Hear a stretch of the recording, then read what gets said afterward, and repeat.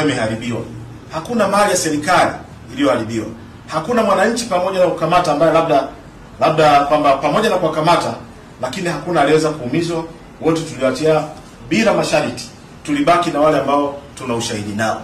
Lakini pia tunao wawili ambao tunawashikilia kwa kosa la kujihusisha na kuhamasisha watu kujiingiza kwenye mitandao ya kijamii, ambao pia baada ya taratibu za kisheria zikamilika, sheria itachukua mkondo wake. Hao wengi kwa 9 hao ndio walikuwa wanajihusisha na swala la uchomaji wa matairi. Wawili ni wale ambao tulikuwa na ushahidi kwa sababu ya kuhamasisha kwenye mitandao ya kijamii.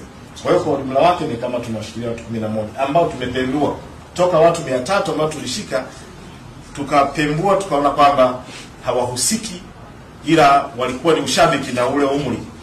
Lakini baada hapo, baada kujadiliana kamati ya ulinzi na usalama ikaridhia chini ya mheshimiwa mkuu wa mkoa kwamba tuachie bure bila masharti. Kama swali la mwisho kwamba zipo taarifa zinazoendelea kwamba kuna baadhi ya raia wameuawa, lakini pia kuna jeshi la baadhi ya wanajeshi la askari wako pia wameuawa.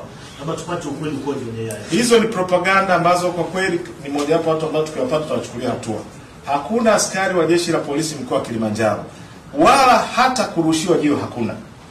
Hakuna mwananchi mkoa wa Kilimanjaro ambaye ameuliwa. Bahati nzuri hospitali zipo, mnaweza mkaenda. Na nyinyi si watu wana ndugu, hakuna mtu aliyepita au akaja jeshi la polisi kusema hajamuona ndugu yake. Kwa hiyo tulifanya kazi kwa kuzingatia nidhamu, haki, weledi na uadilifu. Ndio ile tufanye kazi kwa weledi mkubwa. Lakini mshukuru sana mkuu wa jeshi la polisi Tanzania pamoja na kamishna wa operation na mafunzo afande Sipia Awadhi kwa jinsi ambavyo walikuwa wakitupa training, wakitupa mafunzo na wakati mwingine kutupa maelekezo moja kwa moja. Ndio